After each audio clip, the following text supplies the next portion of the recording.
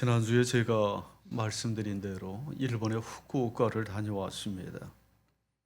후쿠오카에서 주로 시간을 많이 보냈는데 동아시아 평화센터, 세이난대학교, 후쿠오카 성남교회, 그리고 후쿠오카 형무소 이런 곳을 들렀습니다. 특별히 올해는 윤동주 시인이 후쿠오카 형무소에서 옥사한 80주년이 되는 해입니다. 세월이 그렇게 빠릅니다.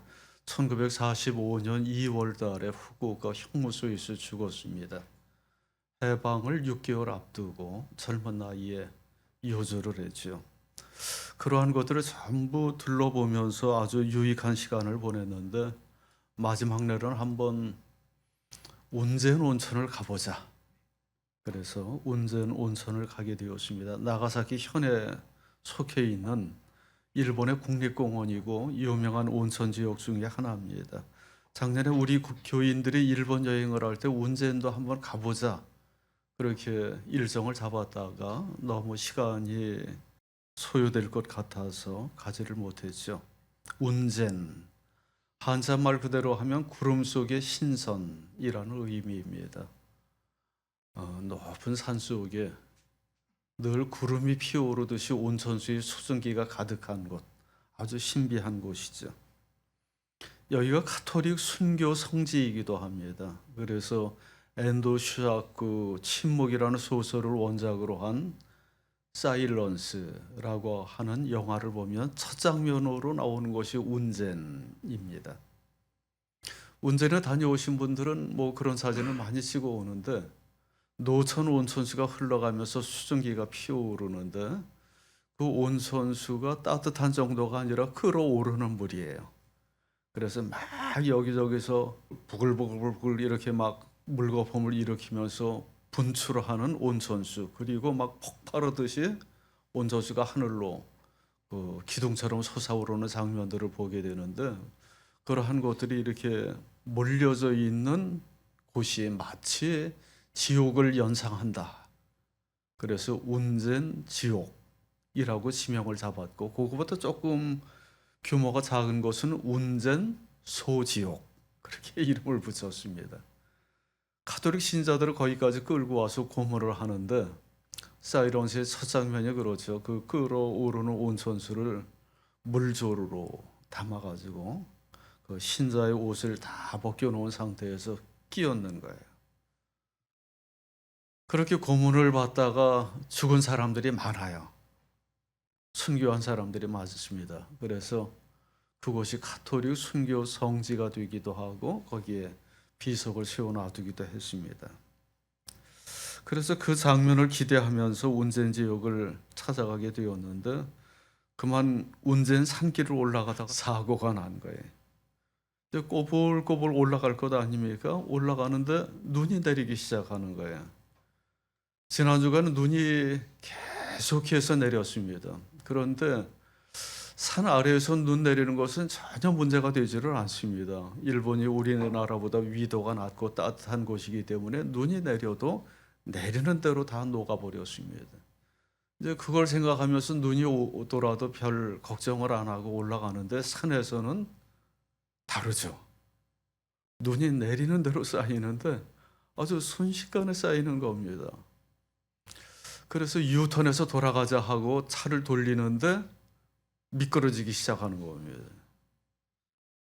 그리고 올라가지도 못하고 내려가지도 못하고 꼼짝하지 못하게 되었는데 눈은 계속해서 쏟아지고 그래서 뭐 일행 중에 일본 사람도 있고 여기저기 다 아는 사람들이 있어서 사방팔방 다 연락해서 도움을 요청을 했죠. 여러분 그럴 때 도움을 줄 수 있는 곳이 어디입니까?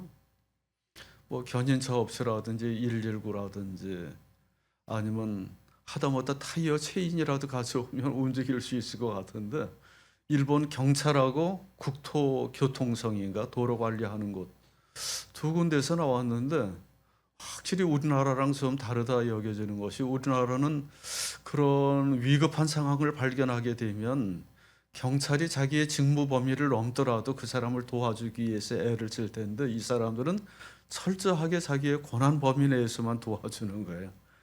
도로를 관리하는 사람은 제설 작업을 하고 사고가 더 나지 않도록 이제 안전 조치를 취하고 경찰도 마찬가지입니다. 눈은 내리고 날은 어디오 주는데 그 사람들이 하는 일이 없는 거예요. 그래서 119라도 불러서 사람이라도 어디 옮겨야 되지 않느냐. 밥도 못 먹고 날은 어두워지고 결국 그러다가 자정 무렵이 다 되어가지고 그 제설차가 견인을 해서 조금 더 안전한 장소로 이동을 하고 그것도 거기에서 끝. 그래서 이제 온천에서 할 수 없이 자야 되겠다. 호텔을 뭐 사방팔방 인터넷 검색을 해서 알아보는데 빈 방이 없고 직접 가서 알아봐야 될 상황인데 움직일 방법은 없고 결국은 경찰차에 2명, 3명씩 나눠 타가지고 몇 번씩 왔다 갔다 해가지고 빈 방이 있는 호텔 여기저기 분산해서 하룻밤을 더 묵게 되었습니다. 저 아래쪽에 내려가면 더 좋은 호텔을 잡아뒀는데 거기는 그냥 비워두고 운전에 온천에서 자게 되었는데 덕분에 그 일본의 류오칸이라고 하는 것을 경험했죠. 아주 시설이 좋고 그리고 그 이튿날 새벽에 그 아주 눈이 많이 쌓인 아름다운 설경 속에 뿜어 나오는 온천수 수증기의 모습 그런 거 아무나 보지 못할 텐데 정말로 아름다운 모습을 아침에 보고 어떻게 해서 내려오게 되었습니다. 일정이 완전히 망가졌죠.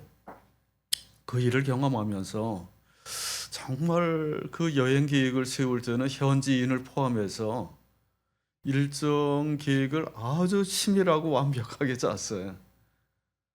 완벽하게 짰고 일본인들의 도움을 받으면서 진행을 했는데 갑작스레 그렇게 돌발 상황이 터지니까 어느 누구도 거기에서 대처할 길이 없는 겁니다. 그래서 잠언서 16장 9절의 말씀이 아주 절감하게 되었습니다. 사람의 마음으로 자기의 길을 계획할지라도 그의 걸음을 인도하시는 이는 여호와시니라. 아멘. 여러분도 한 해를 시작하며 이 말씀을 많이 되새길 겁니다. 올해는 뭘 해야지. 올해의 목표, 올해의 계획하고 치밀하게 세우고 365일 여행을 하는데 뒤돌아보면 내 뜻대로 되지 않는 게 참 많습니다. 내 계획과 뜻이 꺾이고 변경되고 장애물로 막히고 포기하게 되고 정말로 고통스러운 돌발 변수들이 생겨나기도 하고 정말 우리가 할 수 있는 것은 모사제인 일을 계획하는 것까지만 우리의 몫이고 나머지 모든 것은 천명을 기다릴 수밖에 없다. 걸음을 인도하시는 이는 여호와시니라 라는 말씀이 정말로 마음에 와닿습니다. 그런 면에서 우리는 역사의 주권자가 하나님이라고 고백을 합니다. 흔히 하나님을 부를 때 생사화복을 주관하시는 하나님이라고 고백을 합니다. 우리의 삶과 죽음과 화와 복과 인생길의 모든 것이 우리 뜻대로 되지 않고 하나님께서 주관하시다. 하나님의 손길에 있다라는 것을 고백하지 않을 수 없습니다. 오늘 세 군데 본문에서 나오는 이야기도 전부 다 동일한데요. 지금 우리가 주현절을 보내고 있지 않습니까? 주현절은 주님께서 현현하신 절기. 그래서 모든 본문의 말씀이 하나님께서 우리에게 나타나심을 드러내는 본문들로 되어 있는데 오늘 세 군데 본문의 말씀을 보면 전부 하나님께서 어떻게 각 사람에게 나타나셨는가를 생생하게 보여주고 있습니다. 세 사람의 등장인물이 있죠. 구약 성경에서는 이사야 예언자, 신약 성경에서는 사도 베드로, 그리고 사도 바울. 이 세 사람에게 하나님께서 어떻게 다가오셔서 나타내 보이셨는지를 너무나 생생하게 이야기를 하고 이 말씀을 일컬어서 그들의 소명장이라고 제목을 붙이기도 합니다. 정말로 그들의 뜻과 계획은 다른 것이었습니다.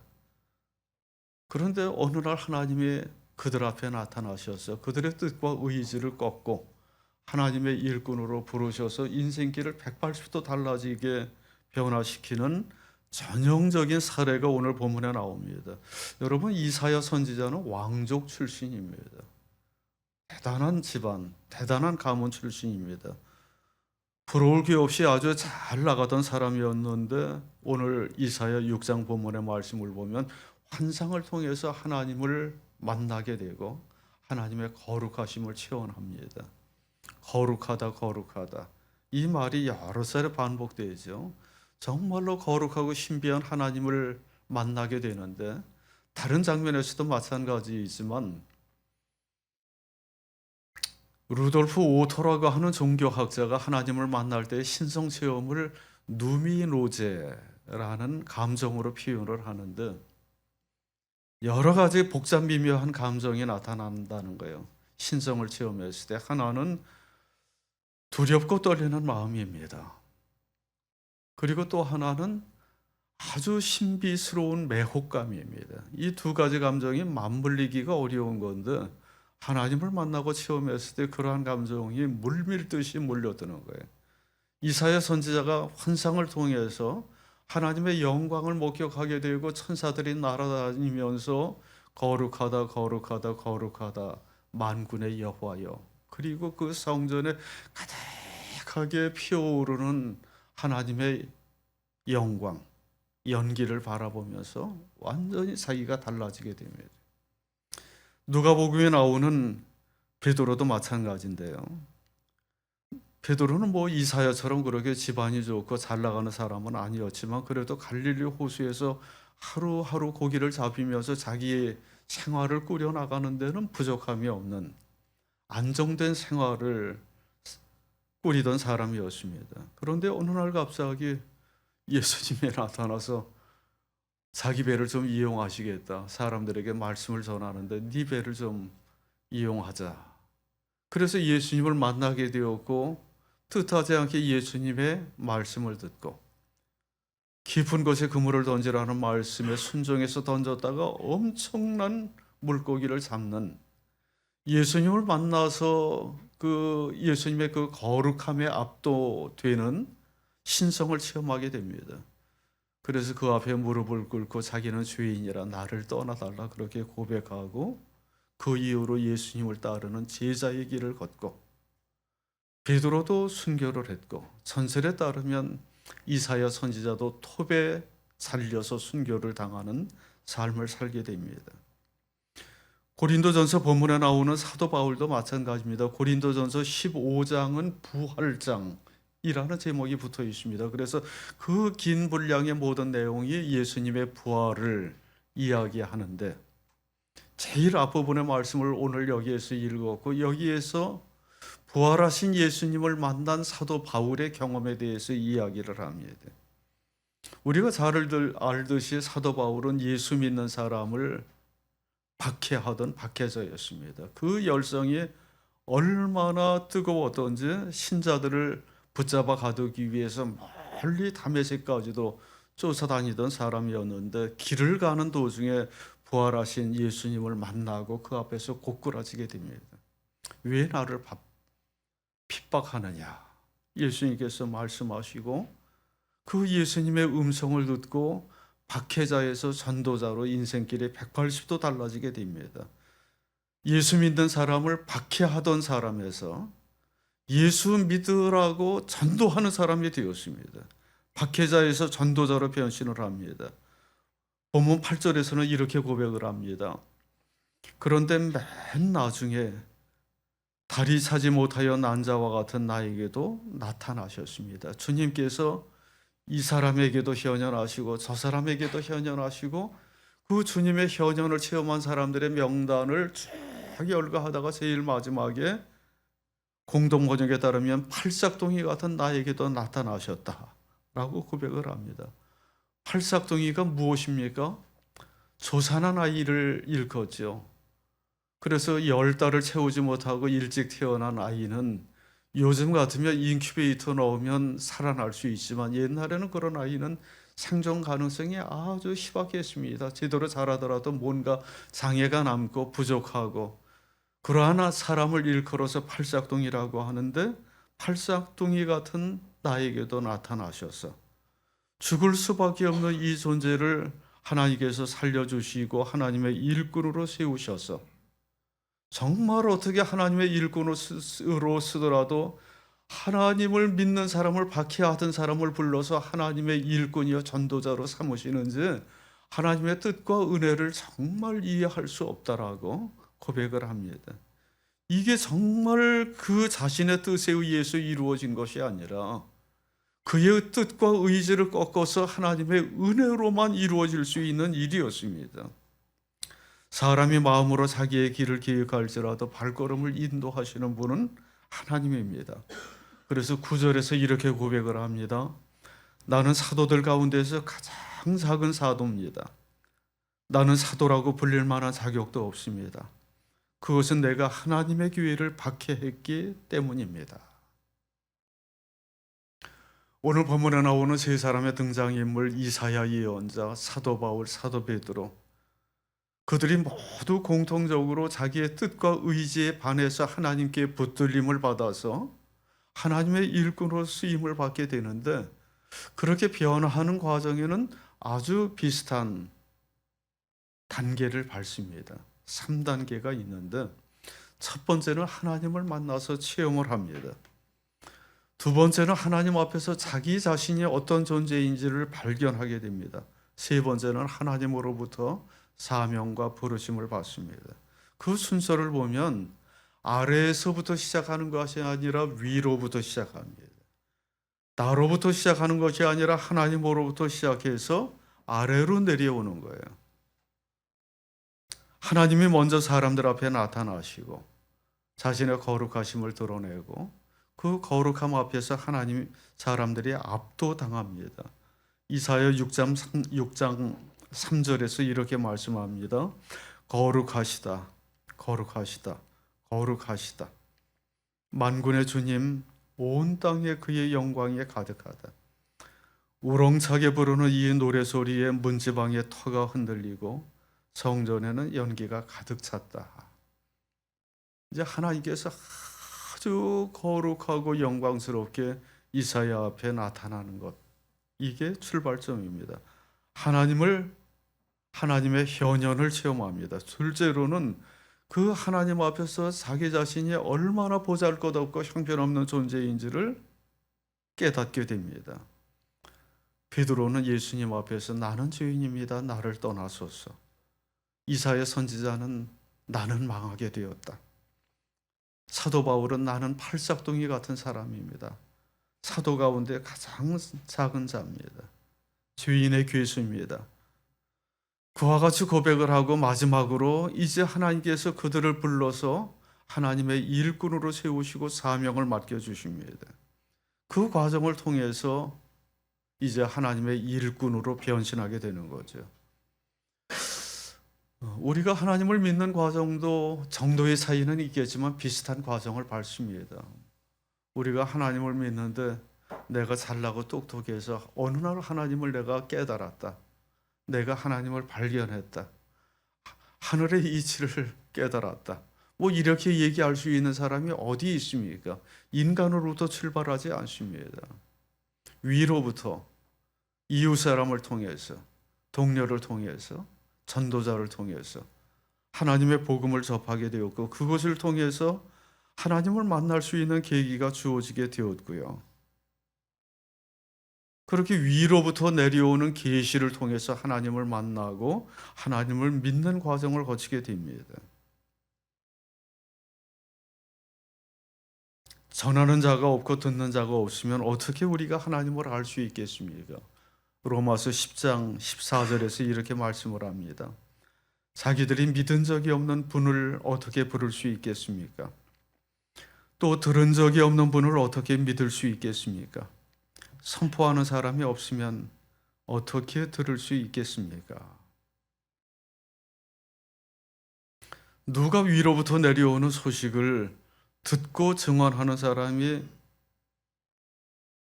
있기 때문에 그것이 지역을 뛰어넘고 경계를 뛰어넘고 세대를 뛰어넘어서 다른 사람에게 전달될 수 있는 것입니다. 그래서 고린도전서 본문의 3절 이하에서도 사도 바울이 그렇게 고백을 합니다. 자기가 들은 복음을 자기는 고린도 교인들에게 전했을 뿐이다. 내가 발견하고 내가 만들어낸 것이 아니다. 내가 들은 것을 그들에게 전했을 뿐이라고 얘기를 합니다. 나도 전해받은 중요한 것을 여러분에게 전해드렸습니다. 그것은 곧 그리스도께서 성경대로 우리 죄를 위하여 죽으셨다는 것과 무덤에 묻히셨다는 것과 성경대로 사흘 만에 살아나셨다는 것과 게바에게 나타나시고 다음에 12 제자에게 나타나셨다고 하는 것입니다.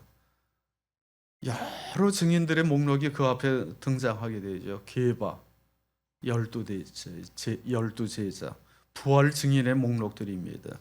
500명이 넘는 형제 자매들, 주님의 동생 야고보, 그리고 다른 사도들, 제일 마지막으로 팔싹동이 같은 자기에게 부활하신 주님이 나타났다라고 증언을 합니다.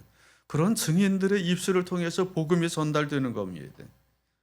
그리고 이 복음의 요지는 아주 간단합니다. 예수님의 십자가 죽음과 부활입니다. 예수님께서 우리 죄를 위해서 죽으셨고 무덤에 묻히셨고 사흘 만에 부활하셨다는 소식입니다.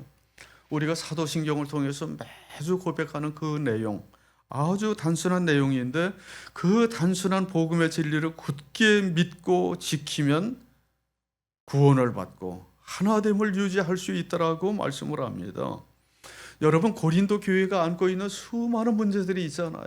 수많은 문제 때문에 서로 대립하고 분열을 일으켰었던 그 혼란상 속에서 우리가 하나 되게 굳게 지켜야 할 것이 무엇인지를 오늘 본문에서는 아주 명료하게 이야기를 합니다. 예수님 부활의 소식과 더불어서 십자가 죽음, 부활, 그 복음의 진리를 우리가 똑같이 하나 되어서 믿고 따를 때 이 공동체가 하나됨을 이룰 수 있음을 아주 분명하게 일깨워 줍니다. 1절의 말씀을 보면 중요한 동사가 3가지 나오는데 전하다, 받다, 서 있다, 3가지 낱말이 나옵니다. 우리 한번 같이 읽겠습니다. 형제자매 여러분, 내가 여러분에게 전한 복음을 일깨워 드립니다. 여러분은 그 복음을 전해 받았으며 또한 그 안에 서 있습니다. 여기 빨간색으로 표시된 것이 주요 동사이거든요. 복음을 전하다, 듣다, 굳게 서다.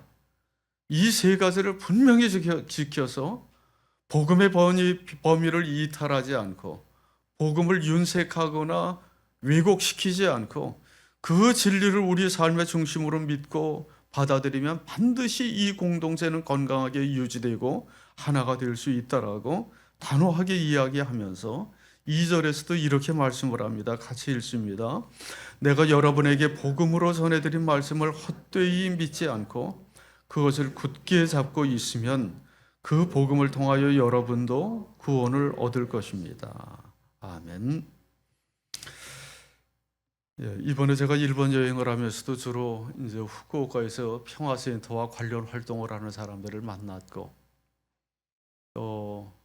이제 주로 천주교 신자들이 그곳을 순례 여행을 할 때 순례 성지를 따라서 여행을 하게 되는데, 지난번에 한번 우리 교우들과 갔고 이번에 또 가고 하다 보니까 그 일본의 그 순례 지역, 순교 성지들의 지명을 이제 자연스럽게 이렇게 암기하게 되더라고요. 그래서 딱 일본 지도 중에서 큐슈 지도가 펼쳐지게 되고 어디 히라도, 사세보, 고토열도, 소토메 마을, 나가사키, 우라카미, 그리고 오무라, 시마바로 반도의 운젠, 시마바라, 이러한 것들이 다 순교자를 배출한 곳이고, 그래서 순례할 때 반드시 거쳐야 되는 그러한 곳이기도 합니다. 참 이제 임진왜란이 몇 년이죠? 1592년이죠. 1592년. 그러니까 1540 몇 년도에 프란시스 자비엘이 일본의 가고시마에 처음으로 상륙했고, 그 다음에 히라도, 그 다음에 혼시 지역으로 상륙해서 예수의 신부들과 함께 선교 활동을 하게 되었는데 얼마나 오래되었습니까? 근데 많은 선교사들이 그때 스페인, 포르투갈에서 일본까지 이 어디야 아프리카 남쪽에 희망봉을 돌아서 여행을 하려면 시간이 얼마 걸렸다고 그러죠? 한 2년 걸렸다는 얘기를 들었습니다. 2년. 왕복하면 4년. 인생 40년이 수명이라고 한다면 왕복하는데 10년을 10분의 1을 보내는 셈인데 그 먼 거리 와서 거기에서 선교를 하다 죽어간 사람들 선교사들의 열정을 생각하면 정말 대단합니다. 우리나라에 찾아온 선교사들도 마찬가지입니다. 우리나라에 왔었던 선교사 중에 아주 기구한 인생을 살았었던 선교사가 있는데 1892년에 우리나라에 들어온 민로아, 영어로는 밀러라고 하는 선교사가 왔습니다. 26살 젊은 나이에 왔습니다. 미국에서 피츠버그 대학 유니온 신학교를 졸업하고 자기 부인과 함께 한국 땅에 들어왔습니다. 한국 땅에 들어와서 선교를 하다가 6년 만에 첫 아들을 낳았습니다. 얼마나 기뻤겠습니까? 낯선 타지에서 의지할 사람 하나 없는데 아주 새로운 가족이 생기니까 얼마나 기뻤겠어요. 그런데 8달 만에 그 아이가 죽습니다. 그리고 3년 후에 두 번째 아기를 얻었는데 그 아기도 오래 살지를 못하고 죽습니다. 그리고 그 충격을 견디지 못하고 1년이 지나서 부인도 죽습니다. 그렇게 죽어간 3명의 가족을 전부 서울 양화원 선교사 묘지에 묻습니다. 자기 혼자 남았죠. 그런데도 거기에서 좌절하지 않고 죽을 때까지 우리나라에 남아서 선교 활동을 하고 주로 충청북도 청주 지역에서 교육 사업과 선교 사업을 하게 됩니다. 그리고 역시 양화진 문화원에 묻히게 됩니다. 정말 기구한 운명을 살아간 사람인데 얼마나 힘들고 어렵겠습니까? 그래서 그 고통스러운 일을 겪을 때 주변 사람들이 이런 질문을 많이 던졌다고 합니다. 당신이 그렇게 열심히 전하는 예수가 어떤 분이길래 이렇게 당신을 힘들게 하는 겁니까?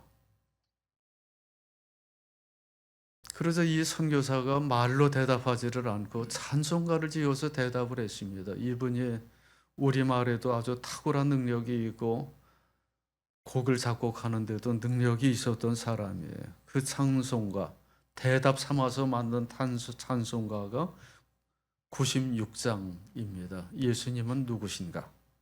이분의 찬송가가 지금도 우리가 쓰는 이 찬송가 속에 5곡이 남아 있습니다. 그 중에 한 곡, 예수님은 누구신가로 대답을 합니다.